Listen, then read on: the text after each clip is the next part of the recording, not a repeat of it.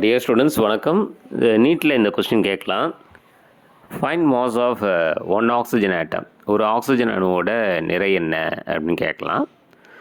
So ஒரு hydrogen atom, ஒரு nitrogen ஆட்டம், ஒரு ஆக்சிஜன் ஆட்டம் அப்படின்னு கேட்டாங்கன்னா மாஸ் டிவைடட் பை அவகாட்ரோ நம்பர்னு போடுங்க. ஆக்சிஜனோட மாஸ் உங்களுக்கு தெரியும் 16, அவகாட்ரோ நம்பர் வந்து 6.022 × 10⁻23.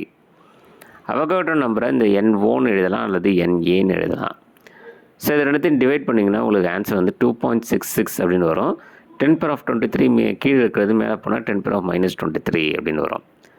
ஸோ உங்களுக்கு டிவைட் பண்ண கஷ்டமாக இருந்தால் லாக் எடுக்கலாம்.